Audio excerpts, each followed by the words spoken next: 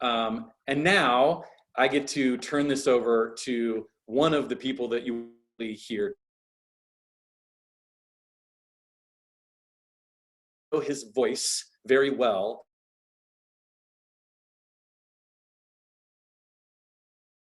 Well, because he is one half of the Dining Playbook in collaboration with Jenny Johnson.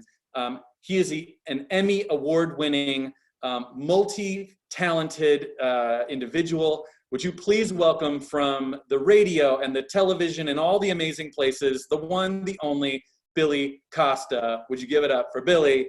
Woo! Thank you so much, Ian. I am so excited to be a part of this project.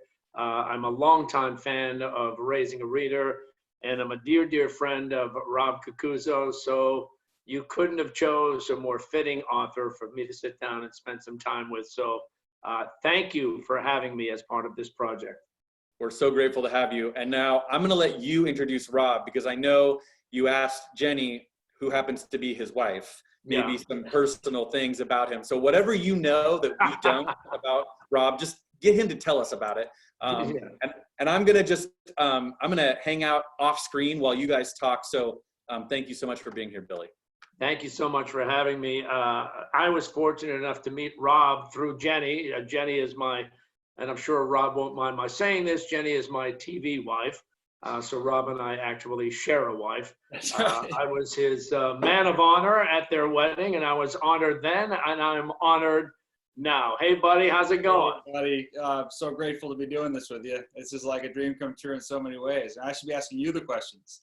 Well, this setting is perfect because you really do look like an author there with the books in the background. But I'm going to put you on the spot. Can you name at least 2 of the books behind you on the shelves? Without looking? Yeah. I know Jenny probably purposely put a few maroon books there to go with your sweater. There's got to be a Moby Dick up there, I'm guessing, and a Bible. So those are 2. No, but honestly, those books, I collected those books over the course of about 5 years, and I was schlepping them all over the country. And finally, when we bought this house up here in Jackson, Hampshire, I had the bookshelf to put it in. So it's kind of funny because I'll be sitting here and looking at these books, and I'll remember where I got them. I'll remember when I read them. And you know, the funny thing is, I don't put any of my books up there. It's kind of superstitious. Of course, there'll only be 2 of them, but nevertheless, I like to keep that to the real geniuses and masters. So someday when I feel like I'm worthy, I'll slide it in there. Well, for you, the author, the books are the relics. The books are the stories. Everyone tells a story. Exactly right. I mean, I think that's, I was talking the other day with a friend about just the process, and it is all about stories. And I mean, you know better than anyone. I mean, you've been telling stories for years, and it's really what connects us. You know what I was thinking, Rob, this afternoon, I was out on a run, and I was thinking about this event tonight. And strangely, with this pandemic, this is your life every day. Right, as a writer, and for all writers or authors. You know, it's so funny, Bill. It's in the beginning, I thought I've been training my whole life for this. I mean, this is my wheelhouse. I'm the introvert. I scroll away into a room and work in front of a computer for hours on end. So for me, it was not a big adjustment at first. And the interesting kind of development that's occurred over the course of, I mean, how long has it been? Almost 2 months now. Mm-hmm. Is we need this human connection. And I mean, we're fortunate to have things like this. But the human connection is such an important part. And, you know, I think there's some reprieve found in books, but I do miss the, seeing people at the coffee shop and the ambient noise of being in a coffee shop writing. But yeah, I think of all people, I made a pretty quick transition into doing this. Well, you know what else is strange with the ongoing crisis, Rob? There's no better time to buy and to read a book. That's exactly right. Yeah, I mean, come on. We're finding books again. That's right. Yeah, it's we're in the right business now. I mean, it's been a long time coming, but glad to be where I'm sitting now. Well, I've got to ask you, Rob, as a kid growing up in Arlington, as the son of a minister, I guess, for lack of a better word, and a hairstylist, and I'm sure people watching right now are assuming, well, the hairstylist was your mom and the minister was your dad. But that wasn't the case at all, was it? No, we had a very interesting dynamic in my household. I mean, my mom, as you rightly noted, maybe not a minister, but she's heavily involved in our church. And she hazards whenever I describe her as a church lady, but that's essentially what she is. She's a church lady. She's not the woman that's like, super buttoned up and everything. She's a hip lady, but she's, on the more reserved side. My dad, on the other hand, is the heavily tattooed hairdresser who cycles a brakeless fixed-gear bicycle into Cambridge every day and get hit by multiple cars. And, I think the best way to describe my dad is that book is essentially devoted to. We'll talk about that in time. Yeah, we'll definitely get to that because your dad is a real crazy character. He's like a rock star that didn't pick up a guitar. Like I'm going to do everything except the music. And that's who he is. So, well, I've got to ask you, though, when and why and how did you decide to be a writer? It's so funny. I've thought about that a lot recently. And I think it starts with growing up around storytellers. And then you've grown up in a similar household where stories really root everybody together. It's all the things that we, share in common. So I grew up with great storytellers around me. My grandfather was a fantastic storyteller, talking about growing up in Brighton, Mass, with a Italian immigrant community, a lot of bootstrapping people, a lot of mob characters, just a real vivid, textured stories. And then I had my uncles that told great stories of working on the down the seaport when the seaport was a place you couldn't walk without getting knifed at night, and on the loading docks and all that. And so I grew up with all these vivid stories, and I think that the first skill set that I learned, not intentionally, but just something that kind of came to me, was that I love to listen to people tell stories. And that's why I love spending the time with you, because I love hearing the stories of you growing up. And I'm just always like, oh my God, I can picture all that. And like, especially the way you tell it. And so that's, for me, the cornerstone of my life as a writer. Now, the actual process of going pro as a writer was far longer, because I think I always had it in myself that I wanted to become a writer. But I thought it was like playing in the big leagues. You had to have some type of genius to get there. And so I didn't really have a lot of confidence going through college, despite the fact that I, did everything writing related. That's all my studies were. And I went on a trip after I graduated college. I basically backpacked around South America by myself. And I went on this adventure to use it as an opportunity to find stories and write them. And so at that point, I decided, like, I'm going to commit myself to writing. I'm going to go by myself. I'm just going to bring a pad of paper and a pen. And that's what I did for 4 months. I lived in a tent in Patagonia, and I just wrote about my daily tales. And I came home to write that book, and I was just sitting in front of my computer. And when you come off the road after being, in these adventures every day, and everything's just the movement, the sense of presence is so apparent, it's so easy to write. But then when I was in front of my computer, I was like, total writer's block.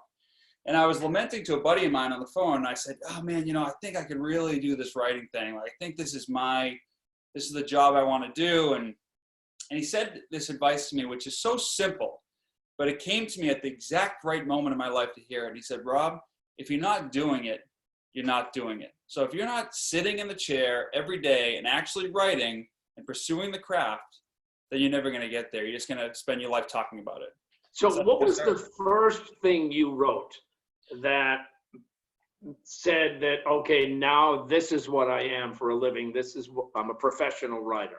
Yeah, I'll never forget my first story that got published. I mean, it was this incredible moment. I remember getting the email from the editor, and I was just absolutely elated at the sense of accomplishment. And I wasn't even getting paid. It was just going to get printed at this point. But the story was called Last of the Old Salts. And it was about a lobsterman on Nantucket who lived this really rugged life. I mean, he had basically, trolled the waters for lobsters for decades, had fallen off the boat, been run over by props. Like, he had this just total vivid lobsterman life.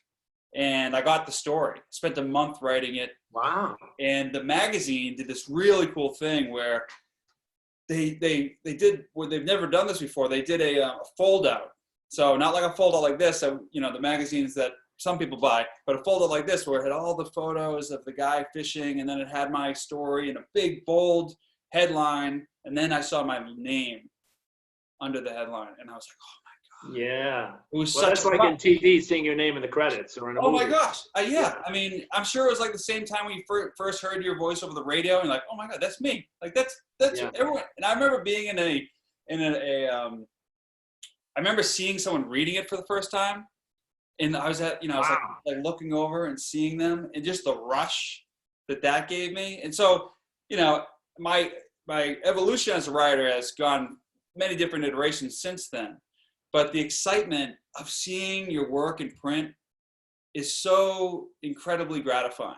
Well, you know what, Rob? That's the same rush that pop stars get the first time they hear their song on the radio.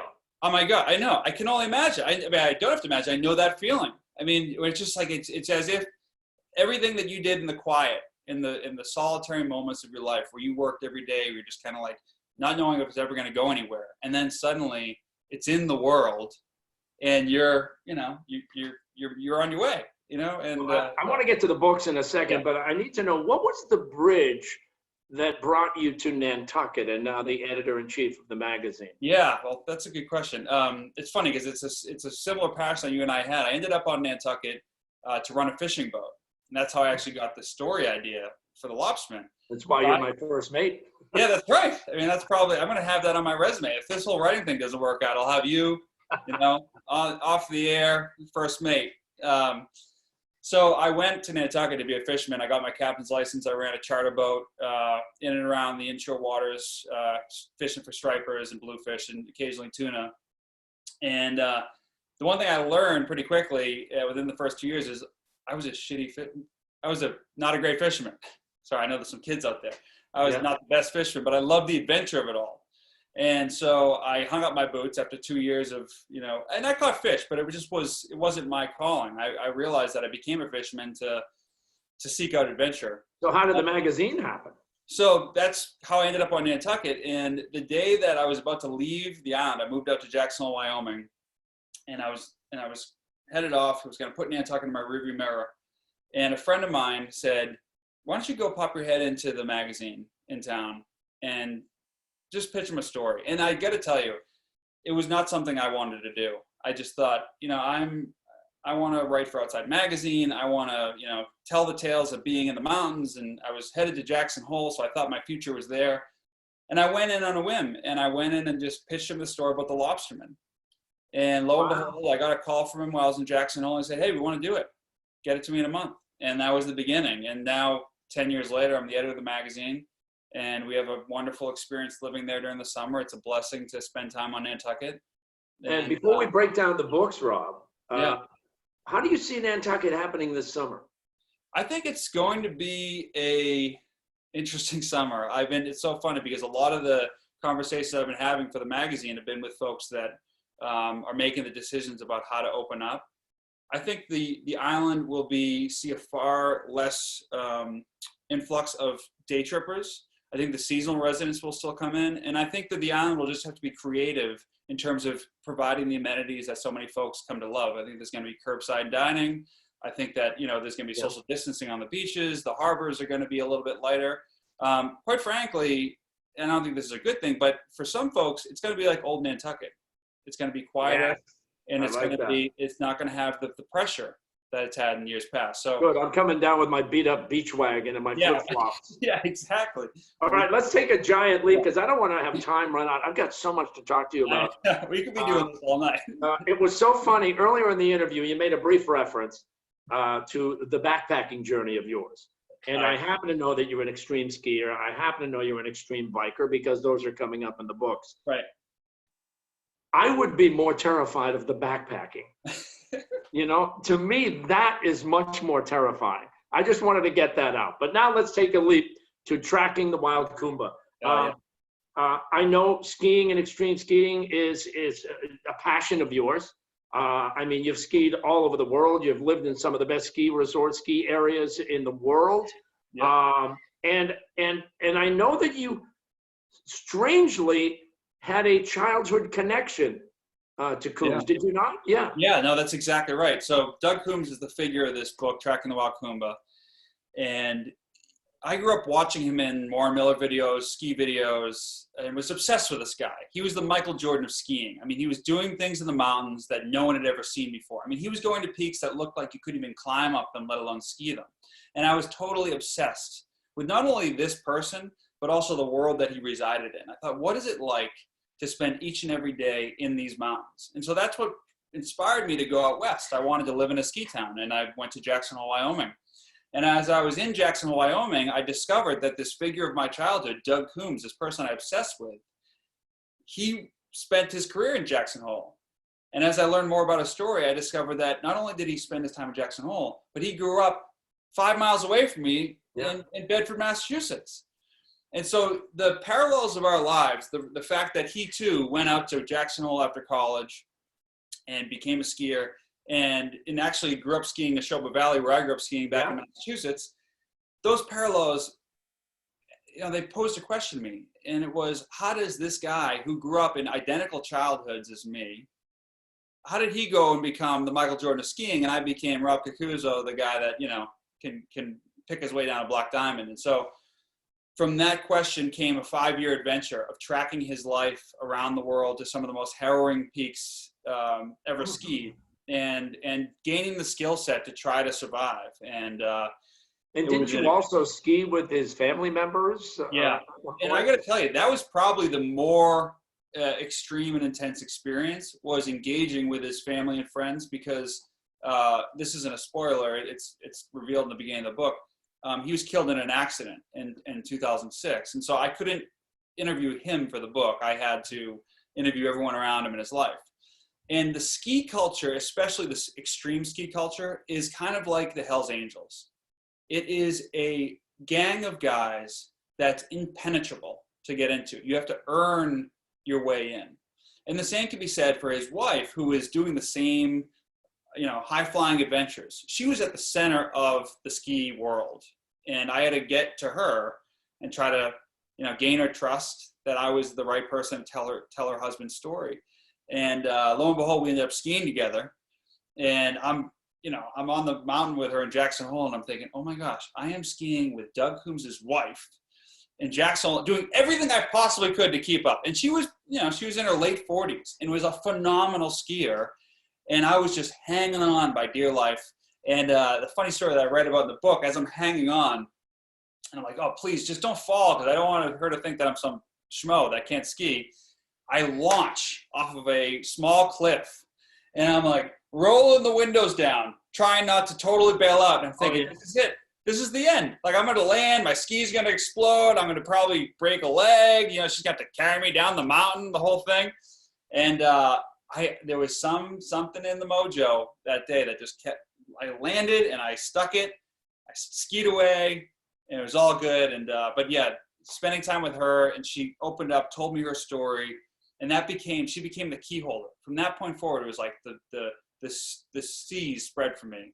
And it's a great book, and I thoroughly enjoyed it. And if you're watching right now and you haven't read Tracking the Wild Coomba yet, especially if you're a skier or a ski fan, or get it for somebody else. Again, everybody's stuck in the house right now. What better time to read a book? I did see a question on the screen, though, Rob, from Asher, I think it was, asking, given your situation now with your beautiful daughter, Vienna, your beautiful wife, Jenny, would you take that many risks again?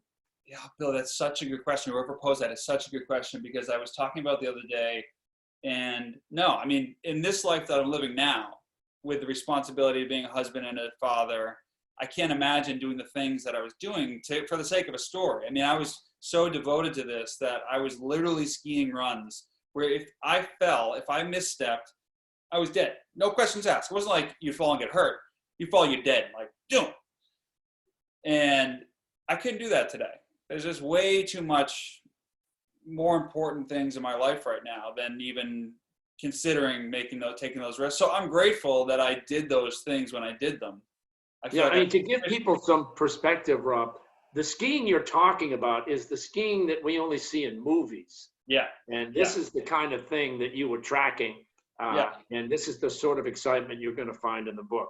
Again, I don't want to run out of time, and I want to get to Road to San Donato, which is your second book. And I feel a personal connection to it because very early on, you gave me a copy of the book. And it so happened I was on my way to Italy, and I was going to be traveling a lot of the same roads that, as it happened, came up in the book. So each and every night, and we did it weird, Michelle and I would go to bed at night with the book, and I would read 4 or 5 chapters every night out on the open water. We were on a yachting cruise, and I would read 4 or 5 chapters aloud, and then we'd go to bed. And no matter what we were doing in Italy the next day, we couldn't wait to get back so we could do 3 or 4 more chapters. So it's a beautifully written book. And the story is beautiful. Describe the mission, first of all. The mission. Well, the mission really began with my grandfather, who I mentioned earlier. He was the patriarch of our family and was this masterful storyteller, but it was also a man's man. I mean, he was a guy that would, like right before he got sick, he single-handedly painted his house, the outside of his house, with like a single brush. And this is a 85-year-old guy climbing on top of a ladder, painting every single shingle. So he was, in my mind, this hero and a person I never saw any weakness in, and he really held our family together. So unfortunately, he'd been fighting prostate cancer for most of his later years, never talking about it. We never really knew much about it, just that he was taking certain treatments to keep it under control. And the treatment finally gave way, and the cancer consumed his body and whittled him down to half the size. I mean, literally, he lost about 40 pounds overnight. And as I was sitting with him in the kind of waning days of his life, he voiced this regret to me that he'd never gone back to our ancestral village of San Donato. And in my mind, that was this incredible tragedy, because not only had I never been back, but I didn't even realize that. He'd been telling me about this mythical place, my whole life, about this, this town in the mountains of Italy that our family is from. And I just assumed he'd been there. But as it turned out, he was just going off of the folklore. Wow. And so I realized that this was an opportunity to try to check that off of the box. And so my dad and I endeavored to go in his honor. And but how and when did you approach your dad with this? Because how many miles is this bike ride? This is 425 miles into the mountains. The vertical is really the crazy part. And the truth is, Bill, it was my dad who initially pitched me. He pitched me and said, I want to do a cross-country bike trip. And at that point, it was about cycling across the United States. I just turned it on its head and said, let's take a trip across the old country. Let's go to Italy, and we'll cycle across Italy. Now, this was a huge proposition for my dad, because I wasn't so much worried about him physically doing it, because he's in peak condition. I was more worried about, this is a guy that hasn't been out of the United States since like 1982. Like Reagan was in office when he had his last passport stamped. In fact, right before we left, we realized his passport was like tragically out of date. We had to go get an emergency passport. He hadn't been out of the country. So I was thinking, what is it going to be like taking this creature of comfort that has a routine and like just lives a certain way, and then taking him to, a foreign country, which, as anyone who travels abroad knows, it requires a whole new level of patience to navigate. Oh, yeah. And then go ahead. All right. Now, Rob, before we get on the bike for the journey, okay, which is mind-blowing, just to get to know your dad, Stephen, a little bit more for the sake of the people who are watching, a couple of fun facts. How many cars and/or buses has your dad been hit with while riding bike? My father has been hit by 21 vehicles. At the time of this ride, he'd been hit by 21 vehicles. He's been hit since more. Okay.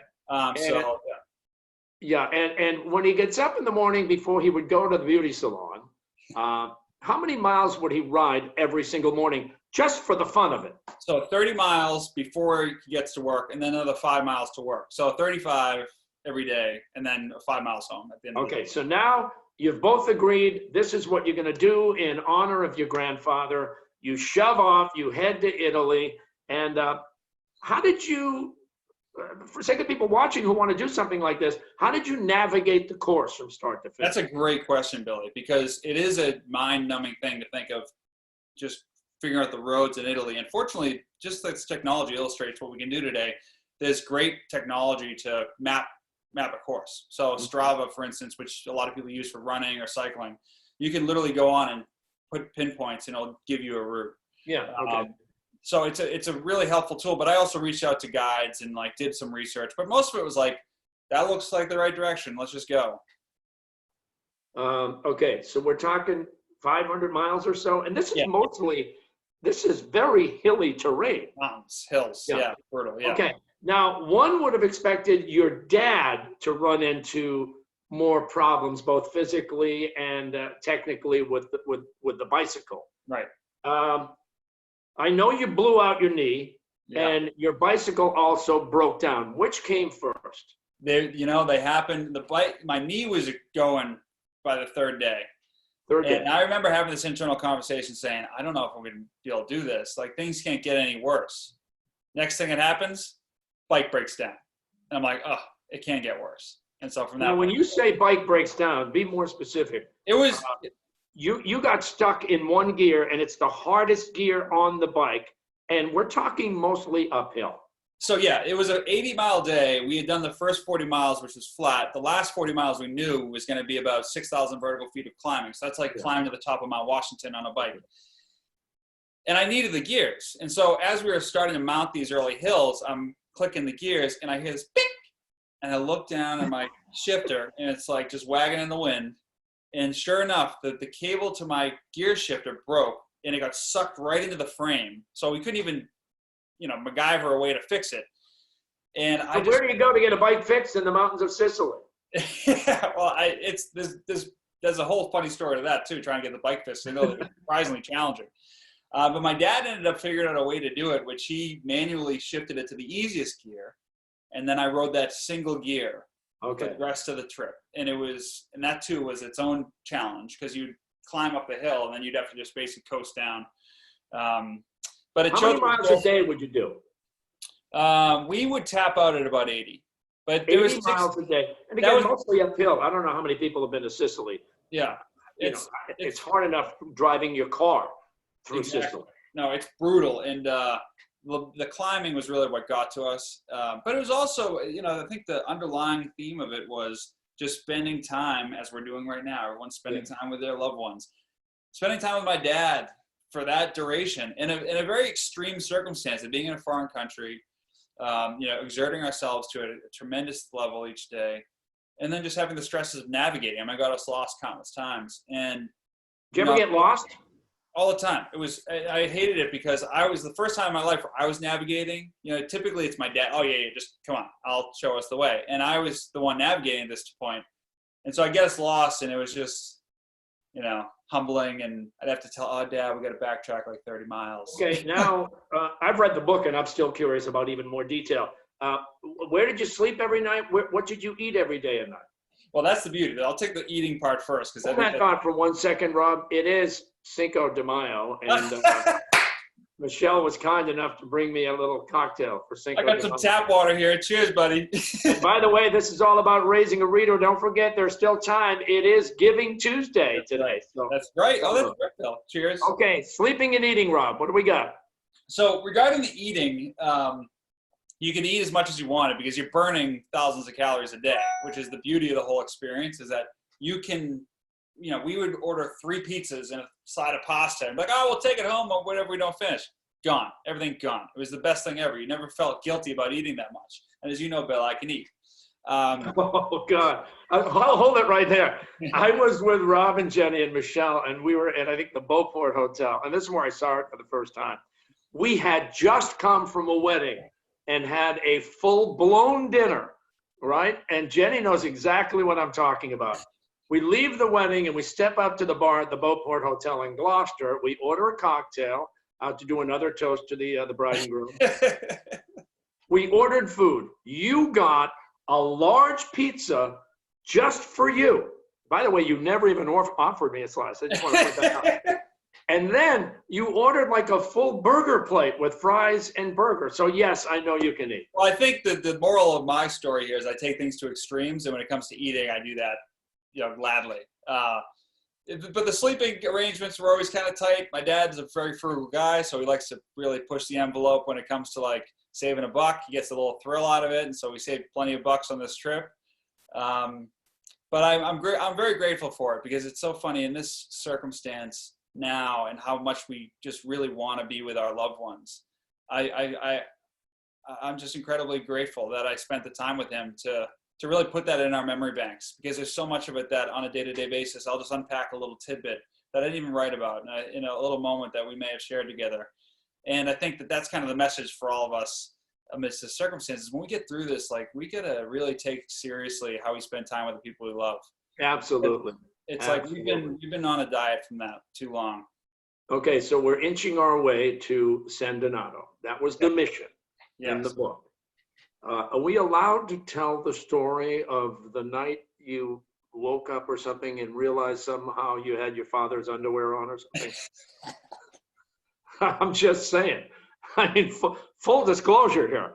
No, I just remember that from the book. What was that story? Well, it was all sweaty and. It wasn't his underwear. He doesn't wear underwear. So that was the truth is we were wearing similar looking cycling jerseys. Yeah. And, so I reached into the closet to get mine, and he's a smaller man compared to me, not much smaller, but like a jockey-sized guy. And I threw on his jersey. I'm like, this is kind of tight, like I gained a little weight on this trip. And I zipped it up, and immediately the body was like swept up my face. And it's not like my dad's a smelly person, but it's just that someone else's body smell from like 6 days of riding a bike. Oh, is God. It's a smelling salt like anyone would take on the football. It's very rank. It's rank. Oh man. So yeah, that was part of the experience, one of the misadventures that defined our trip there for sure. Okay, so Rob, for fear of running out of time, because I really don't, because this is such a fascinating story to me. Okay, so fast forward, and you guys are pulling in 500 or so miles later, just grueling terrain, and you arrive in San Donato. Yeah. What's going through your head? Take us there. Yeah. I love that question, Bill, because it is one that I just said, I remember this very vividly, but we were approaching the village after 425 miles of, misadventures and broken tires and et cetera. And we're pulling in, and I tell my dad, hey Dad, take the lead, bring us in, bring us home. And he's like, no. I want you to lead. So I pull us into the village, and the village kind of telescopes to this piazza in the middle. I mean, the buildings kind of narrow in, and then you get to this piazza. In the center of the piazza is a monument, and this beautiful statue on the top of an angel with a shield and a sword reaching to the heavens, and then there's the mountains in the background. So you're naturally inclined to just pull up to that monument. And so I'm pulling up to the monument, and as I'm approaching, and I'm about to take my foot off the pedal and squeeze the brake, I can see something very familiar on the base of the monument, and it's my last name carved at the very top in stone. Oh my God. And, the moment of seeing that, after such a long trip and thinking of my grandfather at home and doing it in his honor, my dad and I were just overcome with emotion, and we're crying and hugging. And we're not guys that cry or hug. And we're having this moment, and we look over, and there's these two Italian guys sitting smoking cigarettes at the cafe table. Like, what the hell? These two long-haired guys in spandex hugging and crying.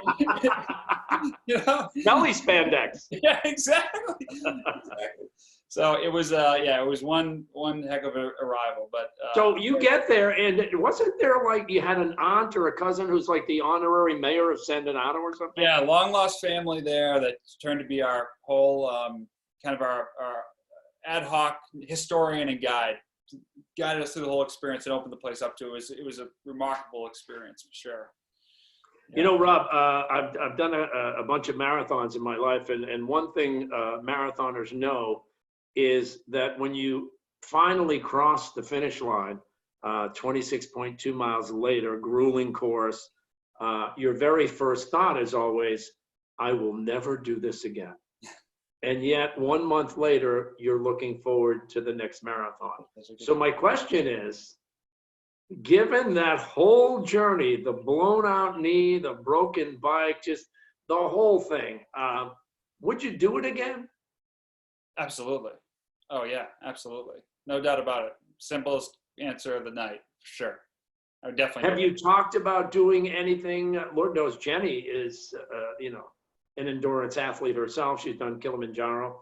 Have the two of you talked about doing anything jointly, major like that? Oh yeah. I mean, one of my dreams is to go back to South America and follow all the steps that I took when I was there in my early years, and take Vienna to all these places and have her experience them, and then read what I wrote back then compared to what the experience is like now.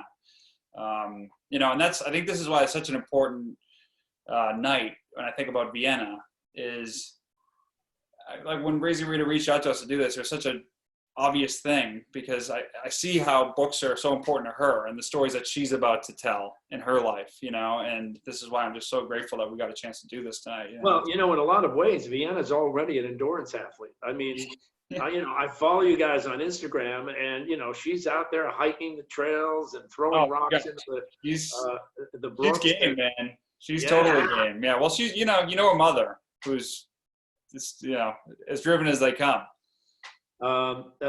Somebody just poked in a question, like they said, I've celebrated Cinco de Mayo in Italy. I recommend you stick with the Italian food. Yeah.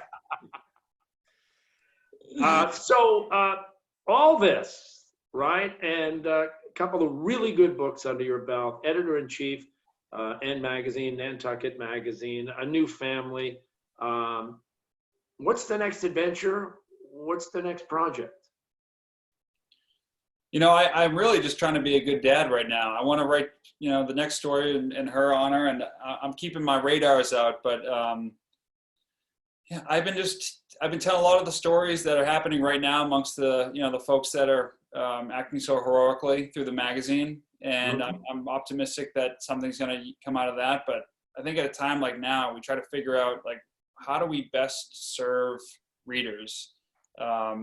And there's so many remarkable stories that are emerging today with, all the heroes. And so I'm doing my best to tell those stories. I'm not exactly sure what my next book will be, but I'm open to when it arrives in my mind.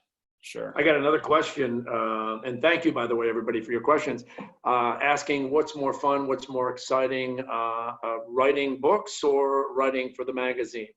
Writing books, definitely, because I feel like with a book, you have way more space to tell the story. With a magazine, you're kind of doing what Russell Baker used to describe as the ballet in a phone booth.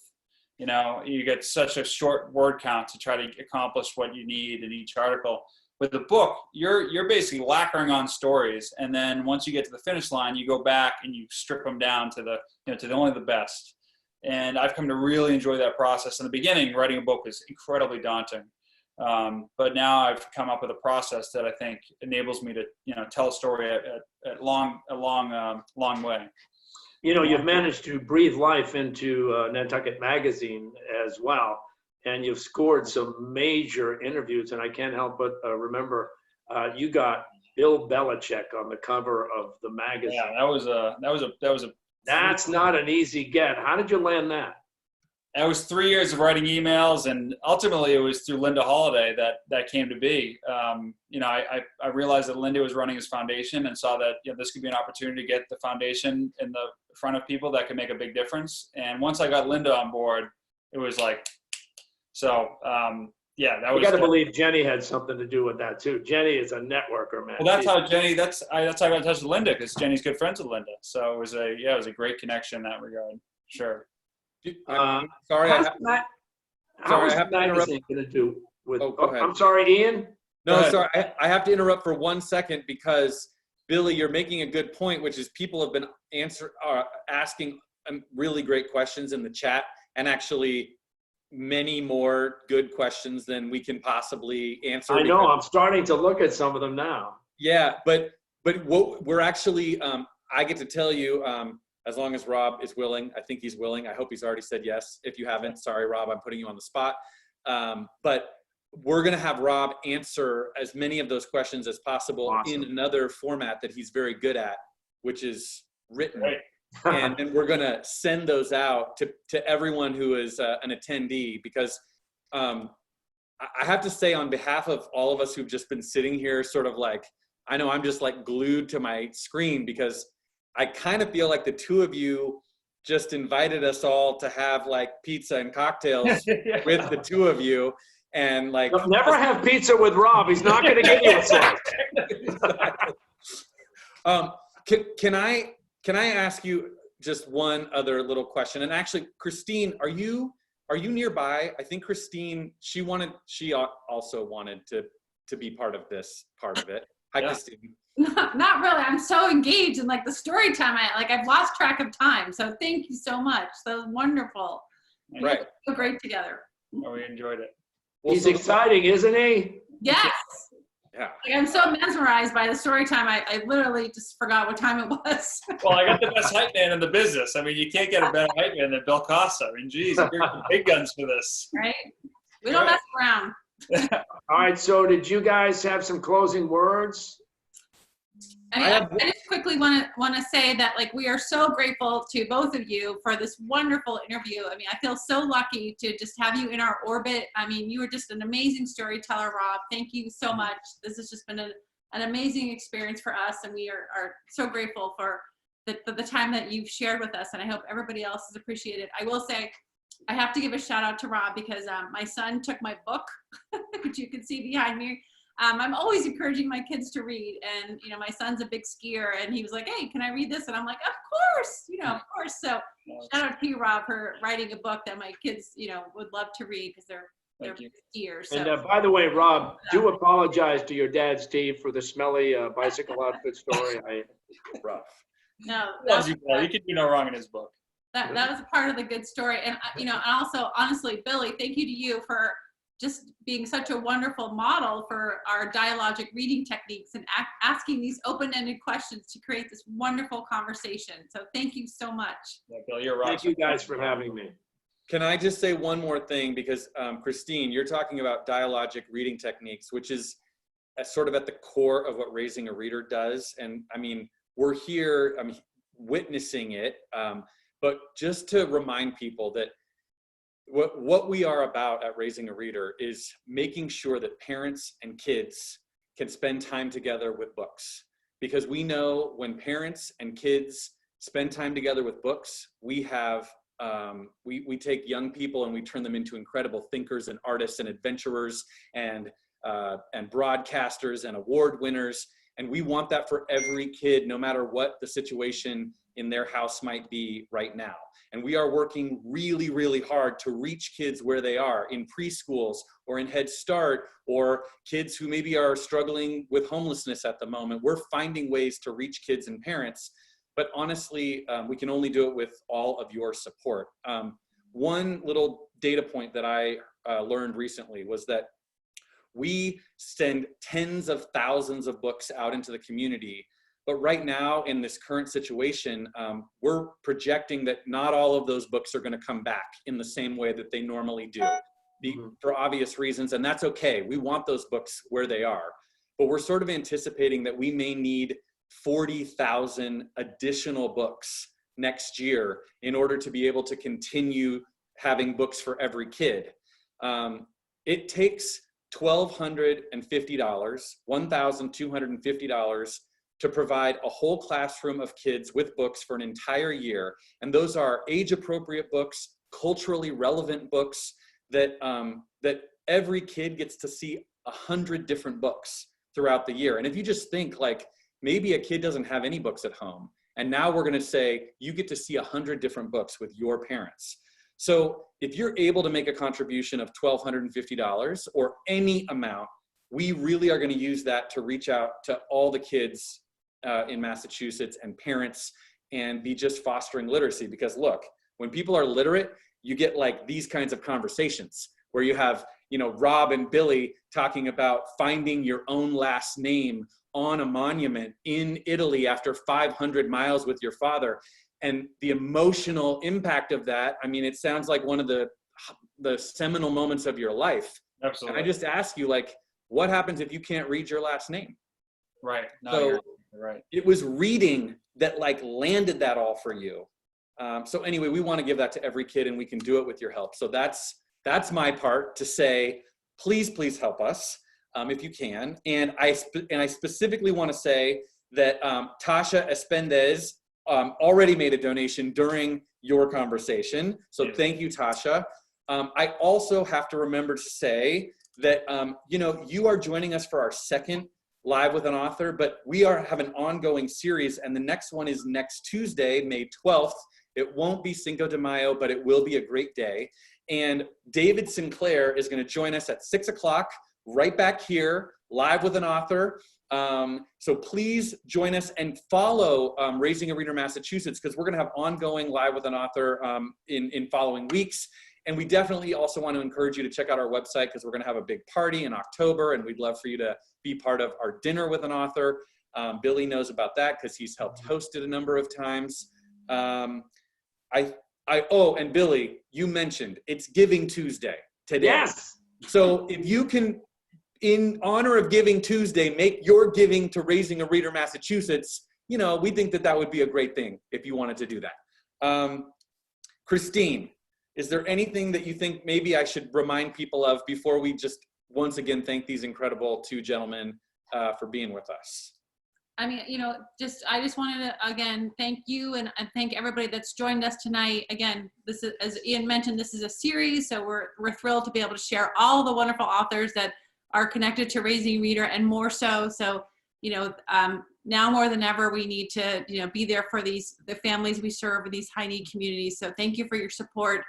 Books are a wonderful escape. They provide comfort and joy for these families. And we are, as Ian mentioned, trying to rebuild this wonderful library so we can continue when things hopefully open up in September. So I just wanted to, you know, make sure that you all are well and doing well and will be well. And, you know, thank you for joining us. I really appreciate it. Can we give a virtual applause to Billy and to Rob for their time and their incredible talents and for sharing so openly with all of us? I mean, people in the chat, if you want to give them a shout out, like we said, we're going to have more answers coming later. We will see you next week with David Sinclair at Live with an Author. From all of us at Raising a Reader Massachusetts, we just thank you so much for joining us. There's Hey, Vienna. The star. She's a model for our programming. We reach children with children ages 0 through 6. So Vienna is the perfect age group for our program. I know we're running out of time, but I do want to just say, because one thing I did want to mention, I know viscerally how important this program is. I see how engaged my daughter has become with books. And it's as if when you show a book to a child, they have a molecular connection to it. And to rob them of that is such a tragedy. And so the work that you're doing is so important for so many families. And I'm just grateful to have been given the opportunity to contribute in a small way. So I applaud you all for the work that you're doing, because it's so critically important for little ones and the futures. Wow. Thank you so much. Well said, Rob. Thank you. Thank you all. See you next time. Bye, Ian. Thanks, everybody. Thanks, Billy. Giving Tuesday. Woohoo!